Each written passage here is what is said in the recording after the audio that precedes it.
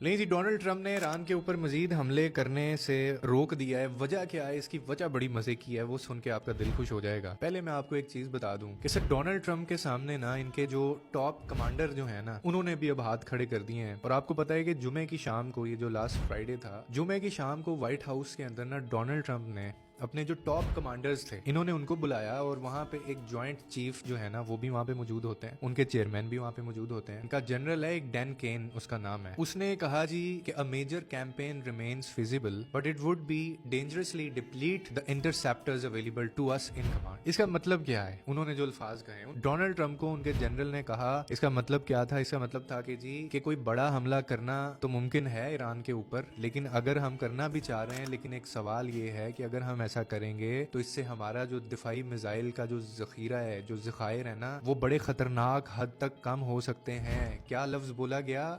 Dangerously depleted, यानी बहुत खतरनाक हद तक वो कम हो जाएंगे। यानी सवाल ये नहीं था दोस्तों कि हमला हम कर सकते हैं, हमें करना चाहिए। सवाल ये था कि अगर ईरान ने जवाब दे दिया फिर हम क्या करेंगे। अब आप गेम समझे थोड़ी सी। मैं कहता हूँ चीजों में ना थोड़ा पंजाबी का लफ्ज है, खुबा करें थोड़ा सा। ये खबरें आपको कुछ और बताती हैं, चीजों की बारीकियों को समझा करें। कई दफा इंसान बात करते करते ना अपनी कमजोरी खुद ही बता देता होता है। क्या जुमला बोला गया, उन्होंने क्या सोच रहा है, यूएस क्या सोच रहा है, वो ये नहीं सोच रहा कि हम हमला कैसे करें। वो ये सोच रहा है, उनके कमांड और उनके जनरल डोनाल्ड ट्रंप से ये सवाल करें कि भाईजान जो उधरों हमला हो गया, डर किस बात का है कि अगर ईरान ने जवाबी कार्रवाई कर दी तो उसके बाद फौजी हमने अपने कैसे बचाने और कितने बचाने। और ये किसने कहा? ये आम बंदे ने नहीं कहा, ये किसी सेनेटर ने नहीं कहा, ये किसी उनके पॉलिटिशियन ने नहीं कहा, ये डोनाल्ड ट्रंप ने भी नहीं कहा। ये उस बंदे ने कहा है जिनकी ट्रेनिंग ही यही होती, लड़ना मरना है, चीर दो। वो बंदा ये कह रहा है। एक लफ्ज होता है एट्रीशन, इस लफ्ज को ना याद कर लें आप। एट्रीशन एक लफ्ज होता है। इस एट्रीशन का मतलब होता है कि कोई चीज मुसलसल जो है ना, जब इस्तेमाल हो रही है और वो घिसना शुरू हो जाए, इस्तेमाल होने के बाद वो कमजोर पड़ना शुरू हो जाए। अंग्रेजी के अंदर वो एक इडियम भी था ना कि वॉर ऑफ एट्रिशन कहा जाता था।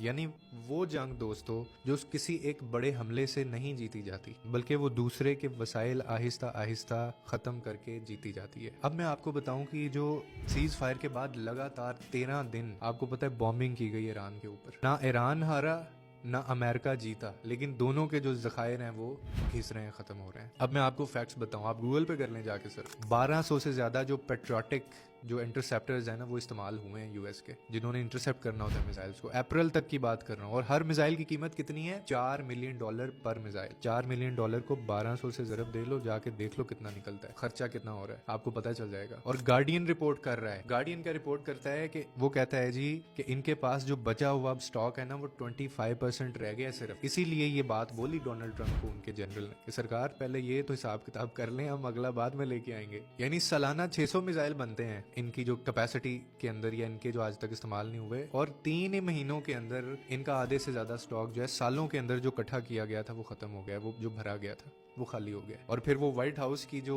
स्पोक्स पर्सन है, कैरोलिन क्या उसका नाम है, लगती तो खूबसूरत सी है, वो फिर आती है और वो आके कहती है इनिशियली जी कि नहीं ये सब ऐसी खबरें झूठी हैं, हमारे पास तो वो भी ज़खायर हैं जो किसी को अंदाजा भी नहीं, खुफिया ज़खायर हैं, उसने कहा हमारे पास वो भी मौजूद है, उसका किसी को अंदाजा भी नहीं है। वो कवर अप भी तो करना होता है ना। अब आप मान लेना हार होता है, तो इसलिए मानना नहीं होता। आप मुझे बता दीजिए कि गार्डियन जो कह रहा है, न्यूयॉर्क टाइम जो कह रहा है, वॉशिंगटन पोस्ट जो बात कह रहा है, रिपोर्ट कर रहा है, ये तीनों एक ही बात कर रहे हैं, लेकिन ये लोग आगे से मान नहीं रहे। तो जिनके पास सिर्फ 25% जो स्टॉक बचा है, लास्ट वीडियो में मैंने कहा था ना, ये डरते हैं अपने फौजी नहीं देख सकते, डेड बॉडीज नहीं देख सकते। ये ट्रिगर तब से हुए हैं जब जॉर्डन के अंदर इनके 3 से ज्यादा अमेरिकी फौजी इनके मारे गए थे और एक ईरानी मिसाइल आया था और वो इनके दिफाई निजाम को, डिफेंस सिस्टम को चीरता हुआ निकल गया था और उसने 3 इनके मार दिए थे जो फौजी थे। That was the moment. वो ये लम्हा था कि ये सवाल जो पहले ये कहते थे कि अब हम हमला करेंगे, क्या हम हमला कर सकते हैं, ये सवाल बदल के अब ये सवाल हो गया है कि हम बचा कितना सकते हैं। इतना डिप्लीट हो रहा है इनका जो